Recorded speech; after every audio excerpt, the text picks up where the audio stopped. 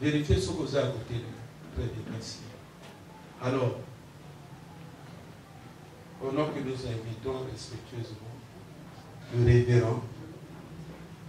révérend, il s'appelle révérend Ibali François, pendant qu'il s'amène certainement respectueusement.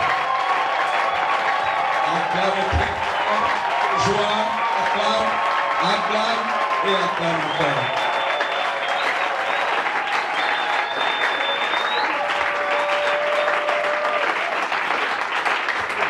Voilà ce que je peux dire maintenant. Voici les futurs, les pasteurs de demain, les évangélistes de demain, les prophètes, les docteurs, les apôtres de demain. Et nous croyons que nous attendons de vous certainement une pierre qui va faire asseoir les noms de l'éthique. Du savoir-faire, ça c'est important. Et tant que méta, voici ce qui fait pour le méta, le corps, le noyau. C'est ça, le noyau de méta. C'est le corps et c'est le méta. Voilà, on acclame pour la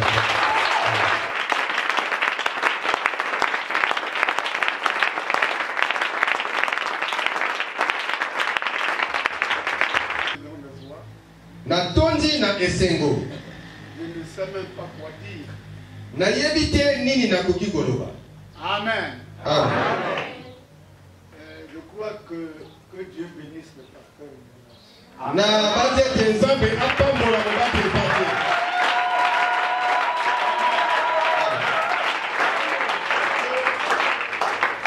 Il y a des gens qui ont appris au nord quelqu'un quand il est mort. Ezana bato oyo bameniaka moto tango esi akufi.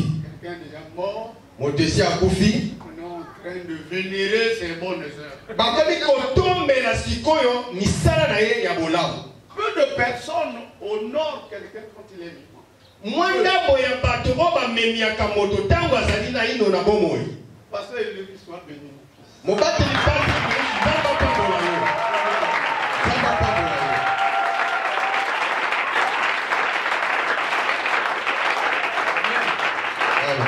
Amen. Amen.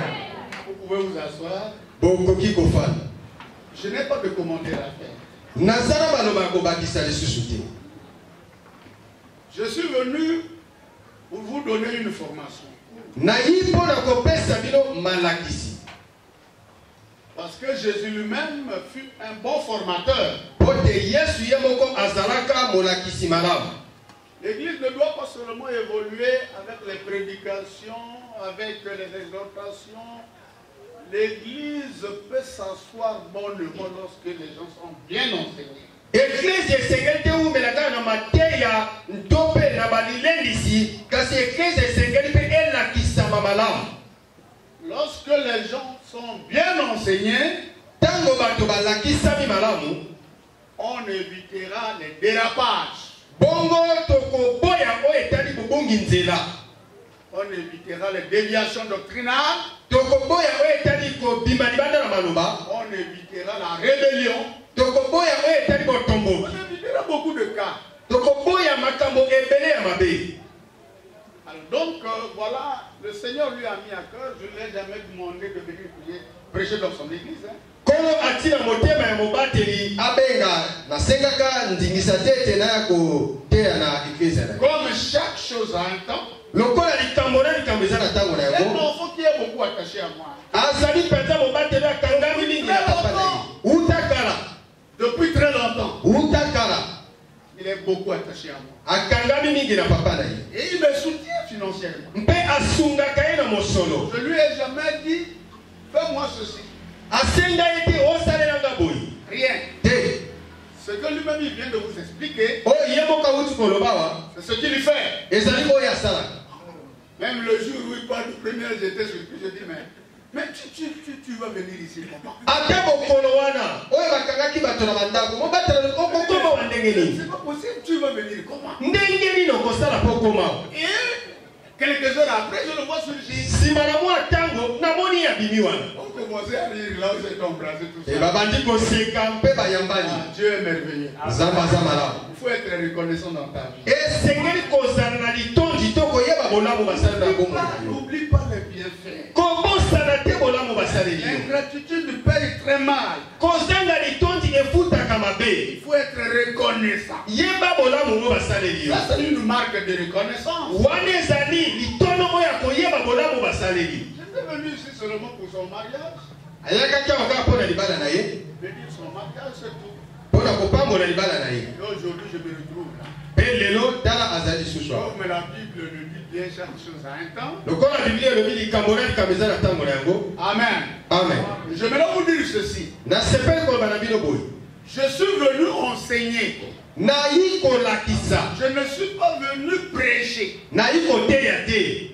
En d'autres termes, je peux vous dire, je suis venu former. Na maloba mosusu na yi ko lobete na yi ko lakisa nzela. L'école du ministère. Ete olo oyo ya lotomo. Pour que l'église du Seigneur soit stable. Pote eklise na nkolo efandisa mesika moko. Alors donc, j'aimerais attirer votre attention. Na sepeli ko bena ngala na bino. Nous allons avoir quelques pauses. Bokozwa mwa tango ya bopeni. Parce que même moi qui vous parle, Potatanga na zolo bana bino. toute la semaine j'enseignais dans mon église. Poso mobimba na lakisi na eklise na ngai. Et j'ai fini aujourd'hui Pe na silisi lelo. sur la Pentecôte. Na oyo etali kikita na Donc, molimo. humainement, on peut être fatigué. Na bomoto okoki kolemba. Mais comme le Seigneur nous donne son esprit, Lokola nkolo azopesa biso molimo nous na avons ye. toujours les forces. Tozali kaka na makasi. Alors donc, c'est un enseignement. Ezali malakisi. Nous allons aller petit à petit Tokokende malembe. pour que la leçon soit bien comprise. Mpote malakisi yango esimbama malamu. Mais lorsque la leçon est bien comprise, Tango malakisi esimbami malamu. l'application devient facile. Kosalela yango ekokoma pete. Mais si l'on n'a pas bien compris, Kasi soki osimbi ntina on malamu est te. dans la confusion. Okokota na On mpulungani. va aller dans tous les sens. Okokende banzela nyonso. Et là, ça ne marchera pas. Wana ekosimba te. Alors donc, j'avais déjà communiqué le thème de cet enseignement. Esi napesi mama na likambo ya malakisi oyo. La préparation d'un leader. Kobongisa oyo azali motambosi. La préparation d'un leader. Kobongisa motambosi. Bien aimé, parce que j'ai fait quelques copies ici, tu peux donner à certains de tes collaborateurs pour suivre la leçon. Molingami mobateli pate ezali na ba mikanda okoko kabola na bato mosusu po te balanda malakisi yango malamu. Ouais, mon frère. Il n'y a pas... Ah, ça c'est pour nous. Bien, la préparation d'un leader. Kobongisa motambosi. Bien aimé dans le Seigneur. Molingami kati na kolo. Tu sais la maladie la plus grave de notre monde. Oyebi bokono oyo ya likama monene ya mokili na biso. Partout dans le monde. Bisika nyonso na mokili. Que ce soit en politique. Ezala na ngo etali politiko.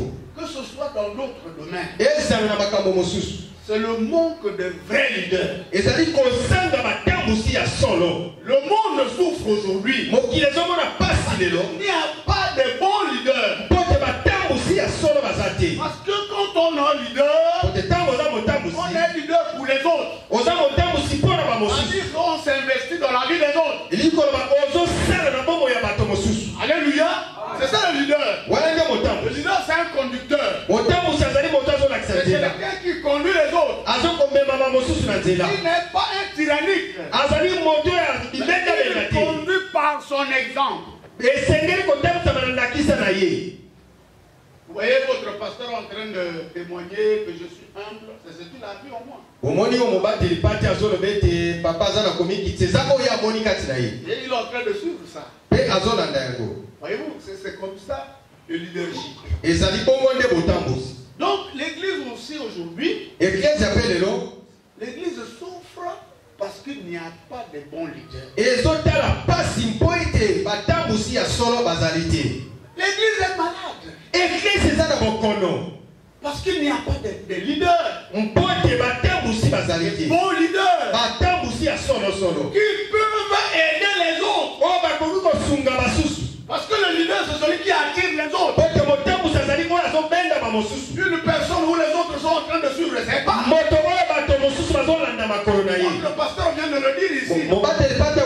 Tu es enfant de qui? Yo atuni ozamwa na nani? Est-ce que vous comprenez? Bozosi batina. Ton leader marche par un autre chemin. Et toi aussi qui le suis, tu prends un autre chemin. Motambusi na yo papa na yo tambola na nzela mosusu. Yo ozona na yo ozotambola pe nzela mosusu. Constatons le déchirement de l'église. Nous constatons beaucoup de choses de l'église. L'église est malade. Tanatina tozomona botomboki, bokabwani, katina ecclesia, ecclesia za na bokono. Amen, amen. Chaque chose a un temps. Likambona likambeza na tango na yango. Vous voyez dans l'église, quelqu'un qui aspire même au ministère, le temps n'est même pas accompli, le leader ne l'a même pas perçu, et il se proclame déjà, moi je suis ceci. Okomona kati l'ecclesia, moto moko moto ya lotomo ezopela kati na ye, kasi nani mobateli, motambusi na ya lobi le likambote, ye moko lobi, ngai nazali tomba monene bomoni. Moi je vais maintenant créer l'église. Na lingina sa l'ecclesia na ngai. Bien aimé dans le Seigneur. Walingami kati na kolo. Pour être un spécialiste, Pona kozala moto azosala makambo malamu. il faut avoir un coach. Et c'est que nous avons motambusi kwa zo lakisa. Tu vois, les équipes de football ont des entraîneurs, c'est à cause de ça. Talatina ba lipinga ya babeti ndembo, bango bazala kana bato bazo lakisa bango. Pourquoi? Pona ni? Parce que toi-même tu ne peux rien faire. Po yo moko okoko sala eloko te. Il faudrait quelqu'un qui est devant toi, Esengeli moto moko azali boso na yo. qui te montre le chemin. Azo lakisa yo nzela. Et demain aussi, Lobi pe lokola, tu deviens comme lui okokoma lokola ye. et tu vas commencer aussi à montrer le chemin à d'autres. Pe okobanda kolakisa nzela na basusu. Mais aujourd'hui, dans nos églises, Kasi lelo na eklesia na biso. et c'est difficile de voir cette notion-là. Eza pasi komona likambo ya boyi. Bien aimé, l'église est malade. Olingami eklesia eza na Et bokono. nous devons soigner l'église. Kasi esengeli topesa pena kisi na bokono eklesia. Dans ce thème que je veux vous enseigner, Na mama na likambo na kolakisa bino, nous allons parler de l'exemple de Joseph. tokolobela ndakisa ya Yosefi. Joseph de la famille de Jacob, Oyo awuti na libota ya Yakobo. qui était même parmi les derniers fils, parce que après lui c'est Benjamin, il était le dernier. Oyo azalaki pena yambo ete mwana ya suka ayaka.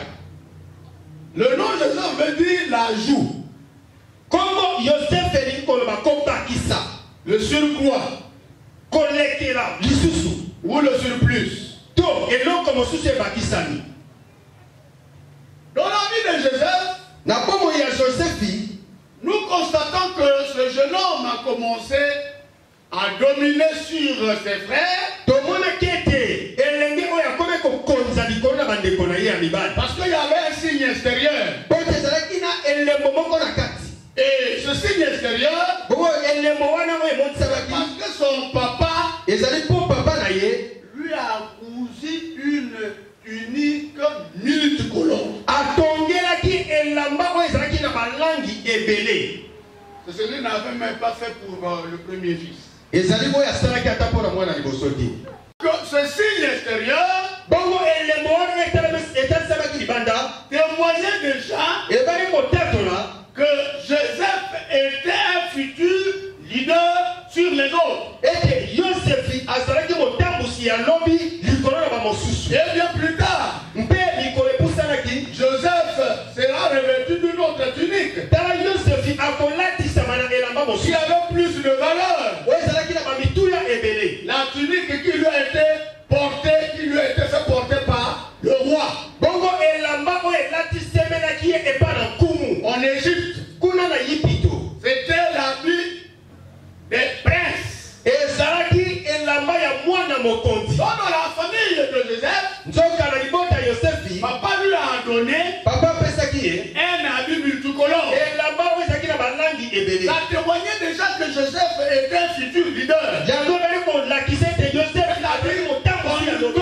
Motambusi ya lobi. Mais plus tard, cela s'est démontré extrêmement. Kasi nsima na mwa bambula yango etalisamaki lolenge mosusu ne Yipito. Le pharaon a pris son manteau, Fano azwi elamba na ye il a mis sur Joseph. atia yango na Yosefi. Alléluia. Ah. Vous pouvez vérifier ça dans Genèse 41. Bongo otanga ona Yosefi mokapo na 14 na lioko. Bien aimé dans le Seigneur, Il y a un principe dans les Écritures. Dieu a toujours besoin des hommes. Dieu a besoin des hommes. Il cherche des hommes, des gens. La Bible dit qu'il trouva David, l'homme selon son cœur.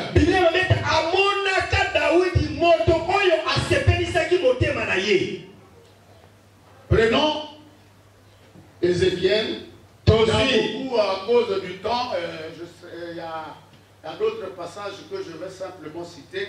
Je vais le lire chez vous. Si nous commençons à tout lire, en tout cas, nous n'allons pas terminer. Déjà là, il est 14h03 à ma montre ici. Mais prenons quand même Ézéchiel 22, 30.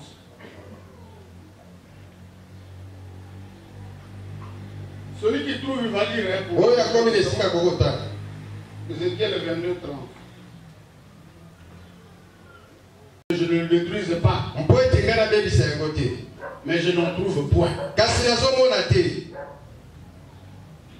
Je vous ai dit que Dieu a besoin des hommes. Là où nous venons de lire, il cherchait un homme. Mais il n'en trouvait pas. Même Jésus l'a dit. Il y a un grand champ. Un grand champ. Mais je ne trouve pas les ouvriers. Il n'y a pas d'ouvriers. Est-ce que ceux qui sont ici sont des ouvriers ou bien des mercenaires? Parce que Dieu cherche des hommes. Il ne cherche pas les mercenaires. Non. Il vient de détruire le troupeau. Dieu cherche des hommes capables. Ils peuvent boucher les trous. Alléluia. Ils peuvent travailler dans son champ. Ces hommes-là sont ici, on peut les trouver ici. L'homme vient avoir les idées. Avoir la vision. Avoir ses facultés. Cela est en second. Les gens adhèrent d'abord à l'homme, au leader, et ensuite à sa vision. On ne peut pas adhérer à la vision sans être conduit ou bien sans être attiré par l'homme. On a d'abord besoin de suivre quelqu'un, un leader, et ensuite épauler sa vision. Parce que la vision vient après. Amen. Bien aimé dans le Seigneur, l'adhésion à la personne du leader est primordiale. On suivra un leader louable. Il y a une seule cause louable. Pour cela, il faut donner des raisons valables pour les inciter à adhérer à sa personne. Voyez, Joseph devait bâtir sa crédibilité. Et cela ne se fera pas en un jour. La première erreur qu'a commis Joseph, l'orgueil, naïf. Amen, amen. Quand nous lisons Genèse 37, Genèse 37, 3 à 11, c'est un passage important pour nous. Nous allons lire cet endroit-là.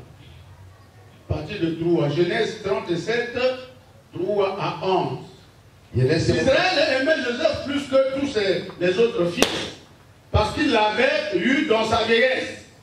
Il lui fit une tunique de plusieurs couleurs, et ses frères virent que leur père l'aimait plus que tous, et ils le prirent en haine. il ne pouvait plus lui parler avec amitié.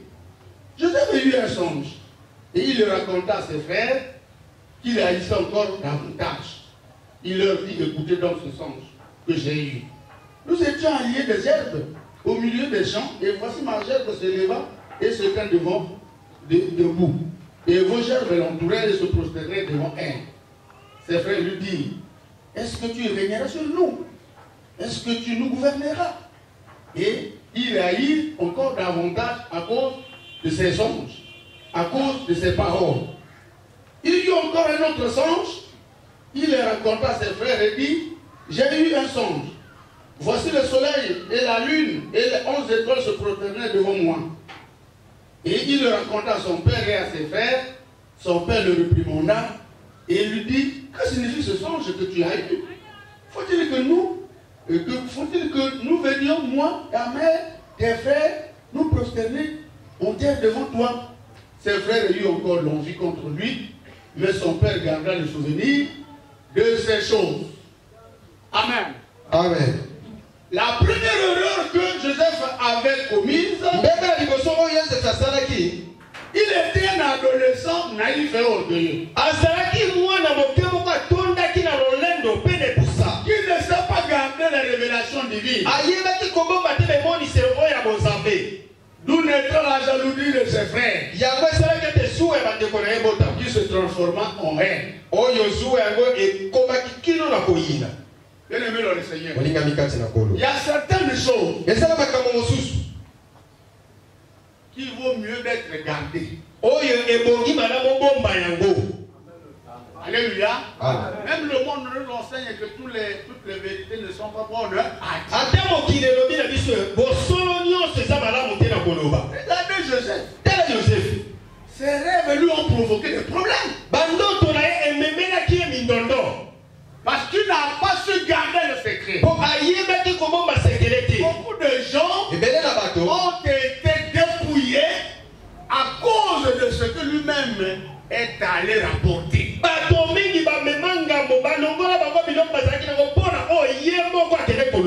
il est allé rapporter. Et ceux qui ont écouté ont formé un complot contre lui. Donc, bien aimé dans le Seigneur, la Bible nous demande d'être sages. Le chrétien, un leader ne doit pas divulguer les choses d'une manière toujours spontanée comme ça. Les choses qu'on peut dire, d'autres aussi on les retient.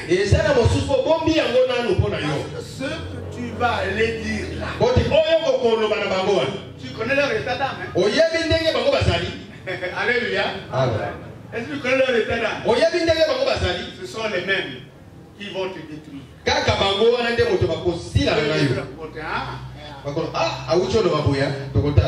On va faire. Qui est allé chercher le problème, c'est toi? L'orgueil. Alléluia. L'orgueil. Alors, bien aimé dans le Seigneur, sa prétention à la suprématie est mal vue.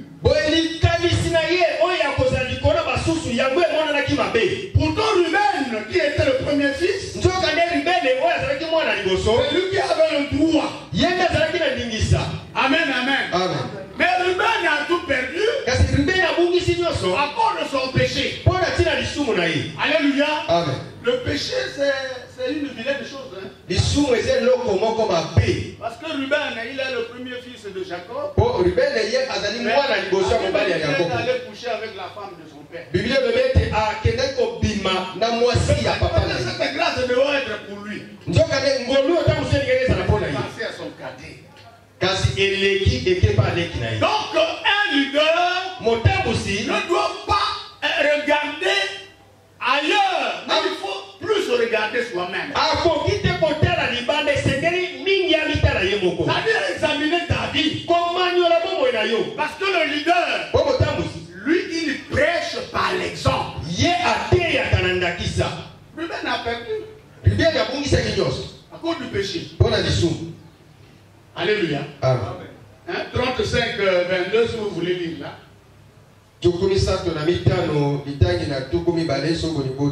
Vous savez, le choix de Dieu est différent du nôtre. Lorsque nous observons l'histoire de David, David est dans la famille de papa Isaïe. Il avait des gaillards, des enfants.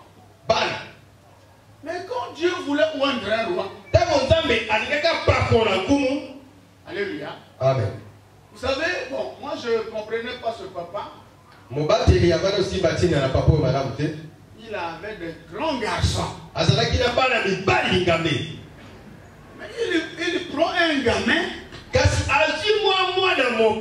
il l'envoie dans la forêt pour élever les animaux. Et il a laissé ses gaillards faire la java dans la vie. Le choix de Dieu, ce n'est pas notre choix. Notre pasteur l'a dit. Laisse Dieu te choisir. Attends le temps de Dieu. Ne te précipite pas. David était dans la forêt là-bas. Personne ne se souciait de lui. Il dégageait l'odeur des animaux. Pendant ce temps, c'est Yaya font la vie ici. Le premier dit, oh, moi je suis l'héritier comme personne ne peut me dépasser. Mais un jour, Dieu envoie un serviteur. Samuel est arrivé spontanément dans la famille de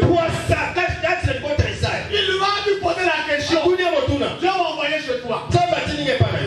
Ah bon? Dieu m'a envoyé chez toi. Fais-moi sortir tes enfants. Alors les gaillards là sont sortis. C'est moi le vide.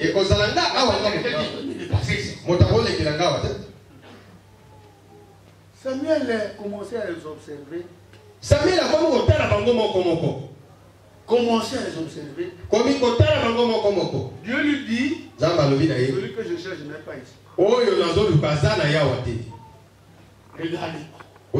Mais comment lui il va chercher qui même?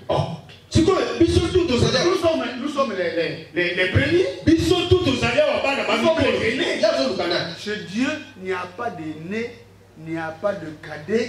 Dieu peut faire tomber son choix sur ton cadet. Ça, c'est nous les hommes. Dieu peut choisir quelqu'un qui est bien, qui est faible.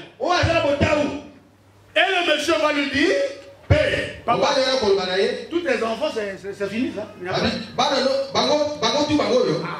J'ai oublié. Hein? Il y a un jeune qui est en train d'élever mes animaux là-bas. Je ne peux pas sortir d'ici s'il n'arrive pas. Bon, attends, on va envoyer quelqu'un. Bien aimé dans le Seigneur. Quand David est venu avec des habits de berger,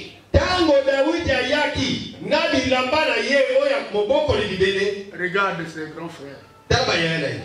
Mais celui-là, il est venu faire le quoi ici? Cette affaire-là va le concerner. Ils sont en train de pouiller comme ça. Avec les moustiques qui sont en train de faire. Il est venu de brailler parce que le berger n'est jamais propre en fait.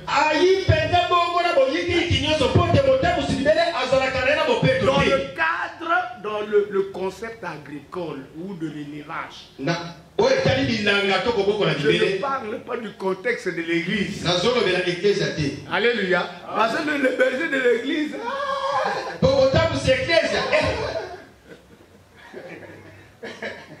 Amen. Quelqu'un nous a dit que Bino pasteur, ça la paix à Bino sapologie parce que vous voulez vous habiller.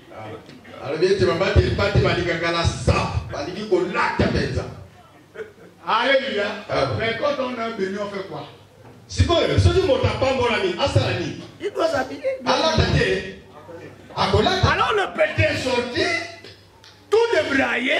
Bongo, moi dans mon cœur, Abibaki aïe, Ses frères sont mécontents de lui. Alors, Dieu va dire à Samuel que c'est celui-là que tu vas poindre.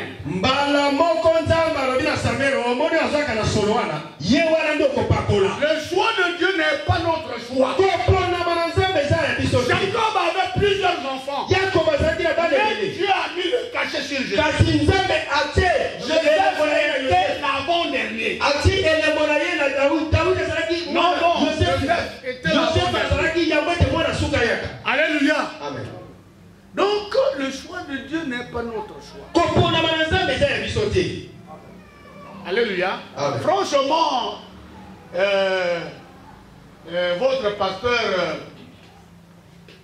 je ne le connaissais pas assez.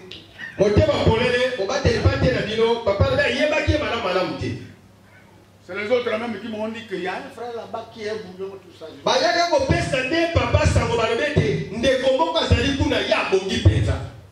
Je le connais pas, tout ce qu'il a dit c'est vrai.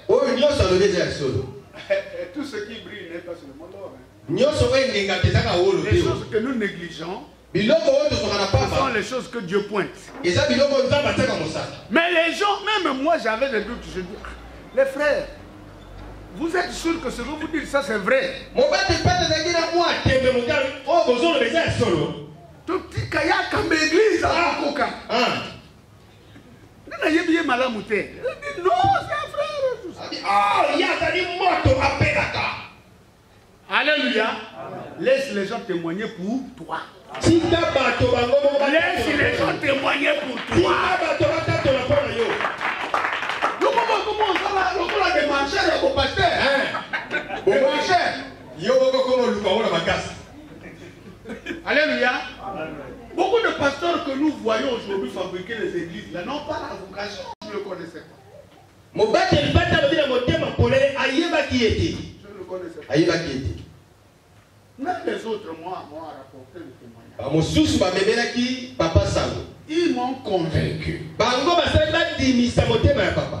Comme il en est ainsi, alors tu peux savoir comme des Ngumba. C'est ce qu'on a fait. J'ai même vu des gens, il y a un pasteur, des pasteurs, ils peuvent s'appeler la terre. Comment aussi ma terre? Je peux sauter, mais les gars peuvent monter mes os. On a dit que quelqu'un peut faire, il faut le chasser. C'est pas, c'est un mercenaire. C'est un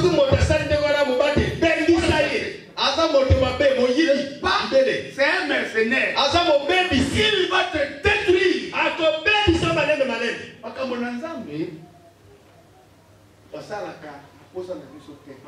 Quand Dieu sonne son temps, ça se déclenche. Ça se déclenche. Personne ne peut arrêter le plan. Jamais. Alléluia. Le maître de ce travail, c'est Dieu, c'est pas nous. Hein. Lui-même, il nous suit. Nous allons prendre ce passage.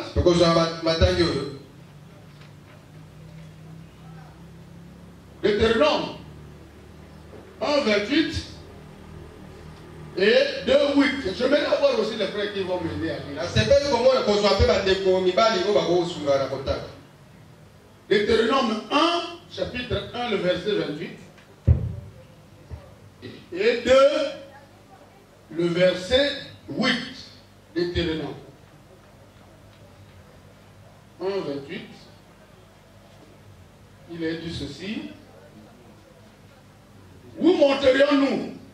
Nos frères nous ont fait perdre courage. En disant c'est un peuple plus grand que nous, de plus grande taille que nous. Ce sont des villes grandes et fortifiées jusqu'au ciel. Nous y avons même vu des enfants d'Anak.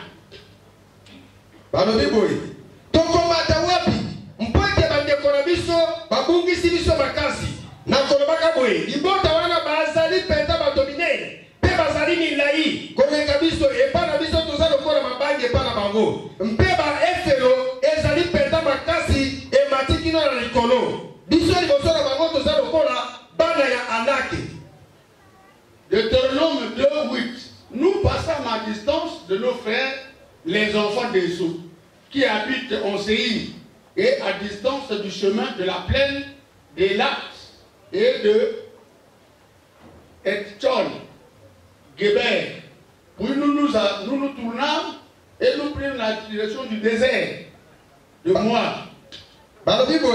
Biso tolekaki penza na mosika pelepele na bandeko na biso bana oyo ya eso oyo bakade kofanda kuna na Seir bongo na mosika penza na nzela oyo ezalaki kuna na Derade epe na Jobe mpe na Gerade mpe nsima na yango tokomaki na esika oyo penza ebale kokende na pelepele na esobe ya Moabi. Nous revenons au verset 5.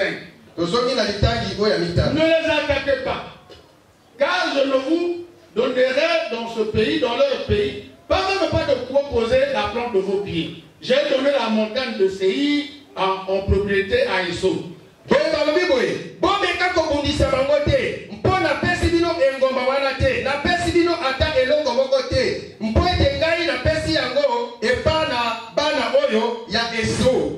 Amen. Donc il ne faut pas violer ton territoire pour aller chez quelqu'un d'autre. Mais il ne s'agit pas de réussir à l'écart des frères. Mais au contraire, au milieu d'eux. La réussite devrait être partagée avec eux. Par à ta prospérité, à ta bénédiction, dans la fraternité retrouvée. Voyez Jésus lui-même. Il n'a pas travaillé seul. Il a choisi les frères. C'était une équipe qui a gagné. Donc le travail de Dieu, on ne gagne pas seul. C'est avec les frères. Mais dans la discipline, dans l'ordre, avec des limites. Nous pouvons être dans une équipe. Tu as des limites. Moi aussi j'aime. Et nous travaillons pour l'édification de l'église. Alléluia. Amen. Les enfants d'Israël devaient travailler en équipe pour aller conquérir la terre promise. Donc le travail de Dieu c'est comme ça. On a besoin de l'équipe dans l'ordre, dans la discipline.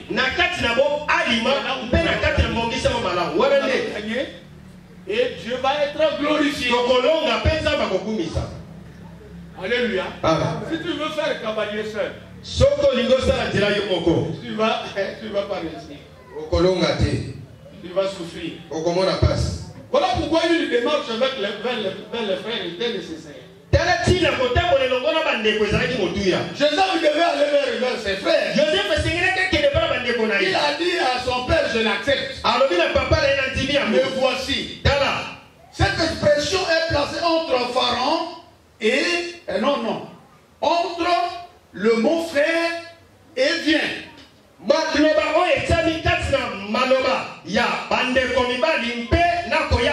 Mais voici, va. Tout ça, c'est Joseph qui a dit à son père a dit viens. Il dit me voici. Maintenant il dit va.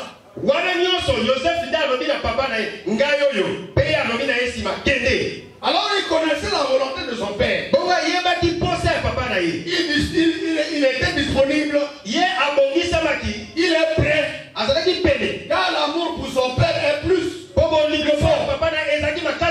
nous avons le Seigneur, si nous avons l'amour pour lui, toutes les missions qu'il va nous ordonner, nous allons dire, me voici, envoie-moi. Alléluia. Amen. On ne voit pas ce que nous allons aller subir là-bas. Ce qui va arriver là-bas, ce n'est pas notre problème. L'essentiel est que tu es parti. Ok. Ça veut diriger les hommes, c'est dur. Hein? Diriger les hommes.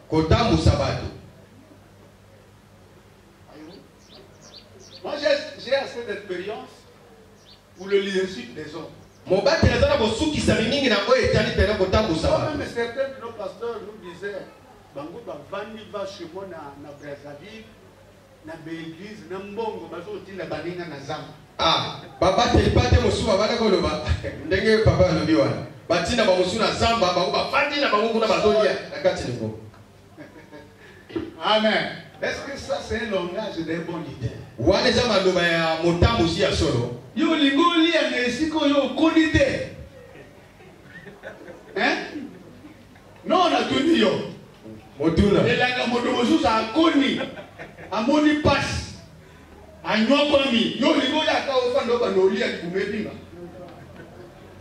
Moi je disais à ces frères là que si vous n'êtes pas appelés dans le ministère, vous ne pouvez pas en état. Ah, mon bâti le pata le baki na bango bongo. Si vous benga mité, bon kele ko luka mosala bula matari. Chercher le travail. Bon luka mosala mosusu. Amen, amen. Amen. Bon luka mosala. Parce que tu vas t'en prendre aux autres pour rien alors que tu n'as pas reçu la paix. Okotombo kela ba mosusu na pamba nzoka ndeyo yamba na ombela. On va chez moi à Brazzaville. Ils sont bien. Ils ont l'argent, ils sont assis, ils ont les autres dans les foot. Bango bafandi na bango malamu na Brazzaville kuna bazolia bazomela bazotinda baninga na zamba. Amen, amen. Amen. Bien aimé dans le Seigneur. Oninga nikati na kolo.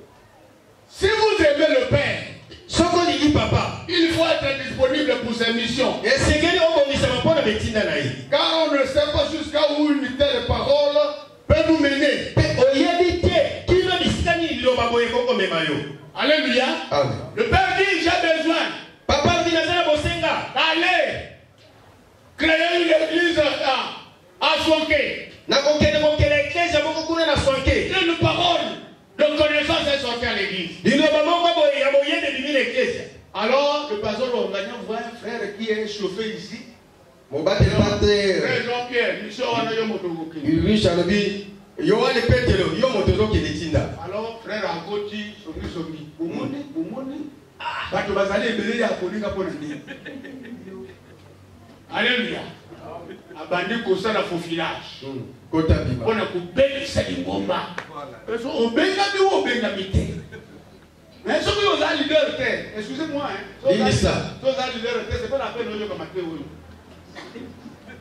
Hein? Vous connaissez au bima. Ngana zalaka ko sakarate na makambo nzamba. Parce que y a beaucoup à pona yo. La casse. Y a beaucoup à. Papa yo penda ye ko bebisa biso bonde ni. Na ye ko bongisa ndeko. Amen. Parce que mo sale za makasi. Ye ko bongisa yo. Alléluia. Alors, tu verras. Ah, il passe de maison en maison. A comme on les candidats pour un dame. Le pasteur a le goût d'aller au Mouni à Mouni. Ah, à ce titre, on a quand même la samba kuna na songe kuna. Oh. Ce qui sera qui dans mon galanga, c'est la gâteau. La samba d'ago. Nous ne sommes pas écoutés. Les leaders, il y a des leaders du monde. Les leaders spirituels ne sont pas les fonctionnaires bibliques. Nous sommes des serviteurs dans le champ. Nous écoutons le maître. Batambu si oyo ya monzambe bazali lokola oyo ya mokilité bango bazana kati elanga pe bazoyoka mokolo elanga. Voilà. Le serviteur n'est pas le maître. Mosali yaza mokondité. Le serviteur ne fait pas sa propre volonté. Mosali yaza la kaposa na yebo côté. Il fait la volonté de celui qui l'a enrôlé. Asa la kaposa ya moto wa bengi na mosala. Alléluia. Amen. Bien aimé dans le Seigneur. Et cet aspect a été beaucoup éclairé dans la Bible quand nous lisons Genèse 22, 1. Genèse 22, 1. La Bible dit quoi? Après ces choses, Dieu mit Abraham à l'épreuve et il lui dit, Abraham, il répondit, me voici. Balobi simba na makambo oyo Nzambe ataki Abraham na komekama. Alobi na Abraham pe Abraham yanoli ngai oyo. Quelle était la mission que Dieu voulait donner à Abraham? Etina nini Nzambe alinga kopesa na Abraham? Aller consacrer son fils. Kokende kopesa mwana ne mbeka. Abraham a dit, me voici. Abraham a dit, ngayo. Hein? Allez consacrer l'enfant. Mbeka passe. Tu peux le faire, tu peux dire à Dieu que je suis disponible, je le fais. Abraham a dit, me voici. Abraham a dit, ngayo. Exode 3, verset 4. La Bible dit, l'Éternel vit qu'il se retournait pour voir, et Dieu l'a appelé du milieu du buisson, et dit, Moïse, il répondit, me voici. Yahweh amonaki ete alingaki abalola peta sima mpona kotala mpe Yahweh nzambe abengi ye na katikati na nzete oyo ebanda kopela moto kasi kosika te alobi mose mpe ayanoli ngai oyo. Prenons encore 1 Samuel 3, 4. La Bible dit, alors que l'Éternel appela Samuel, il répondit, me voici. Balobi boye wana Yahweh abengi Samuel mpe Samuel ayanoli ngai oyo. Tous ces passages sont en train de nous démontrer combien de fois le leader doit toujours être disponible pour la mission de Dieu. Boni motambusi esengeli abongisa matambo nyonso mpona mosala. Il n'y a pas de raison à donner. Eza na batina ya koloba te to akopesa te. Alléluia. Si tu donnes des raisons, ça peut être évalué comme si tu n'as pas eu d'appel. Et tu donnes des excuses. Bien-aimé, servir Dieu, il faut passer dans un four. Si tu ne passes pas dans un four, tu ne brilleras jamais. Regardez Paul. Il était meurtrier. Un grand meurtrier. Mais quand il a rencontré le Seigneur, il est mort en lui-même. Paul est devenu un excellent prédicateur. Mais pourtant il a été meurtrier. Il tuait les gens. Mais il est mort en lui-même.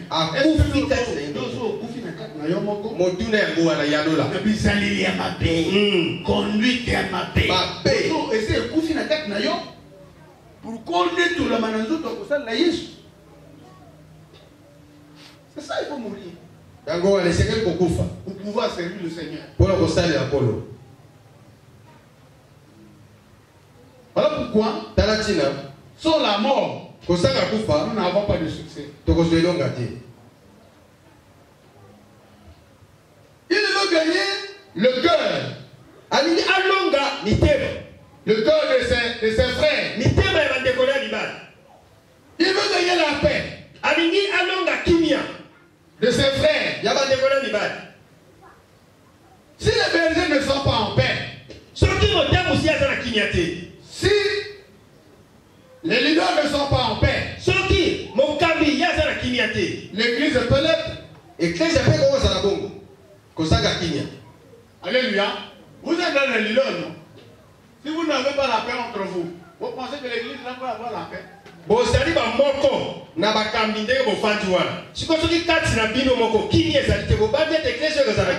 les groupes et les départements de l'église, vous vous discutez, vous vous querellez, la haine est là, la jalousie est là, mais l'église ne sera jamais en paix.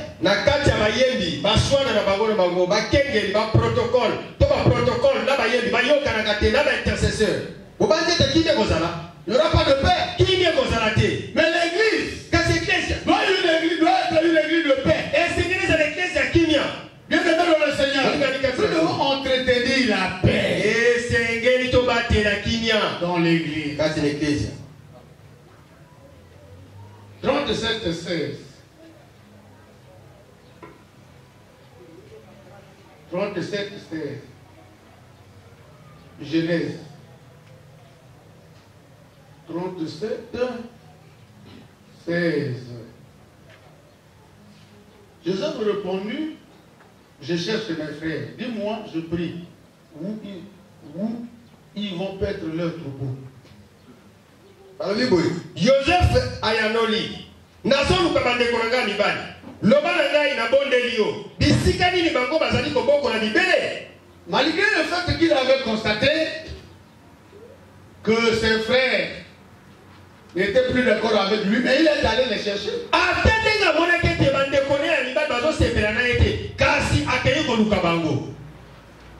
Amen, amen. Amen. Regardez le leadership. Supporter la faiblesse des autres. Supporter la faiblesse de l'autre.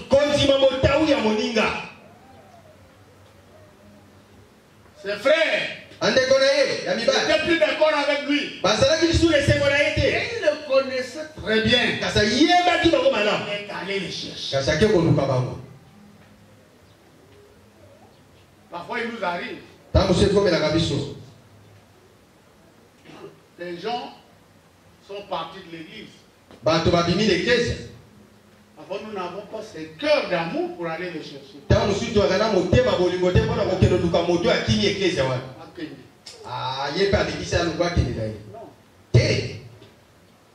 Regardez Joseph. C'est ça le leadership. C'est ça. Il supporte l'erreur des autres. Il approche celui qui s'est éloigné.